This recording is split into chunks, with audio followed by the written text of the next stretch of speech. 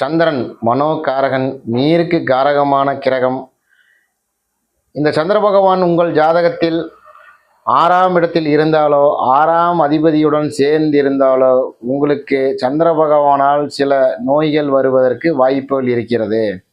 அது என்னன்னு பார்த்தீங்கன்னா, நுரையீரலுக்கு காரகத்துவம் வாய்ந்த கிரகம் சந்திர பகவான். நுரையீரல் தொற்று, நுரையீரலில் சளி பிடிப்பது, கர்ப்பப்பை கட்டிகள், நீர்க்கட்டிகள், ஆஸ்துமா, அடிக்கடி சளி பிடிப்பது, பிறந்தது முதல் அடிக்கடி சளி தொந்தரவு வருவது, உடம்பில் அதீத குளிர்ச்சி, உடம்பு நார்மலாகவே இருக்காது, அதீத குளிர்ச்சியாக இருக்கு. இதனாலேயே குளிர் பிரதேசங்களுக்கு செல்ல முடியாத சூழ்நிலையில் இருப்பது, நீரினால் டைஃபாய்டு காய்ச்சல், டெங்கு காய்ச்சல், மலேரியா காய்ச்சல் அடிக்கடி வருவது, மூளை வளர்ச்சி குன்றிய குழந்தைகள் பிறப்பது, நீர்நிலைகளில் கண்டம், தற்கொலை எண்ணங்கள் அடிக்கடி வரும், வெள்ளத்தில் அடித்து செல்லப்படுவது, மனநல பாதிப்பு, புத்தி பேதலித்து போவது.